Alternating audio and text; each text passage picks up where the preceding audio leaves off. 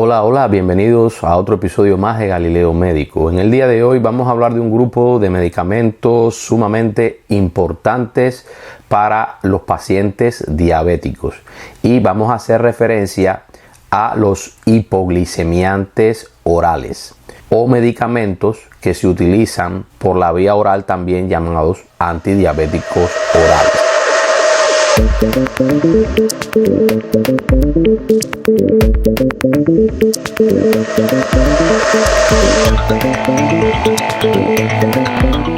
Hay algunos de ellos que son hipoglicemiantes y otros de ellos son antidiabéticos, que la insulina es la hormona que garantiza la entrada de glucosa a las células. Sin insulina, la glucosa no puede penetrar a los tejidos, específicamente al tejido adiposo y al tejido muscular, ya que existen otros tejidos en los cuales la glucosa puede penetrar sin la necesidad de que exista un tipo de transportador dependiente de la insulina. Esto es específicamente en el cerebro. Por eso es que vemos que los pacientes que tienen diabetes no tienen retraso mental, porque el cerebro no necesita glucosa específicamente para vivir todo el tiempo. Él lo puede hacer a partir de cuerpos cetónicos. Pero en el caso del tejido adiposo y el tejido muscular, este necesita la insulina para poder entrar la glucosa a los tejidos.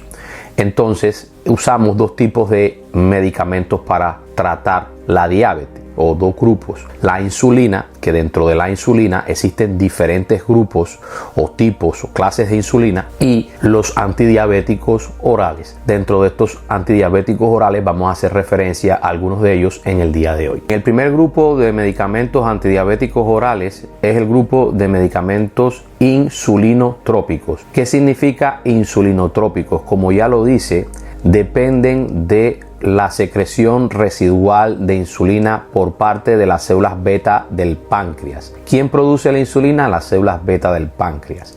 ¿Qué hacen estos medicamentos? Utilizan las reservas que le quedan al paciente, esas células beta, y la exprimen esas células beta, hacen de que esas células beta secreten un poco más de insulina de lo normal. Estos medicamentos insulinotrópicos son medicamentos que dependen de una reserva que exista de células beta, diferente a medicamentos no insulinotrópicos, que es el segundo grupo del cual vamos a hablar. Los agentes insulinotrópicos, como te he explicado, van a requerir de que exista una reserva de células beta en el páncreas para poder actuar. Siempre que exista reservas de células beta, generalmente en pacientes diabéticos tipo 2, ya que los pacientes diabéticos tipo 1 no tienen reservas de células beta. Ellos necesitan insulina para vivir. Cuando se trata de pacientes que tienen una reserva de células beta, podemos exprimir estas células beta para extraer de ella la hormona insulina. Algunos de estos medicamentos se les denomina agentes insulinotrópicos no dependientes de glucosa. ¿Por qué razón? Porque ellos actúan independientemente del nivel de glucosa plasmática que existan.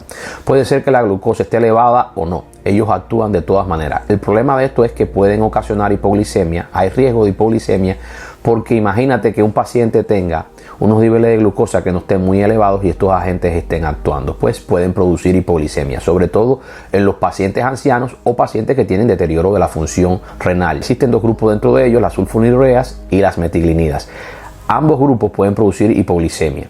Específicamente, cuando existe deterioro de la función renal, en el caso de las sulfonilureas, pueden dar en el anciano unas hipoglicemias bastante violentas, pueden inclusive deteriorar el estado mental del paciente si no se tiene precaución con ella. Por lo tanto, no son medicamentos muy recomendables para usar en pacientes de este grupo etario.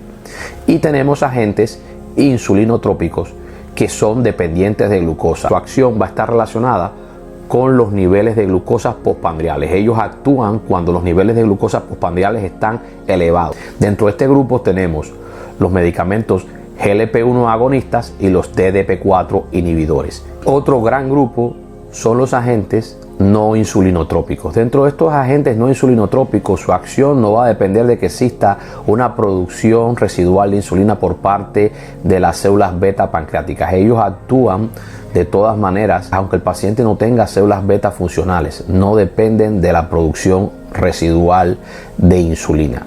Y dentro de estos agentes pues tenemos las biguanidas, tenemos las tiazolidinedionas, los inhibidores de la enzima alfa-glucosidasa y además de esto los análogos de la amilina.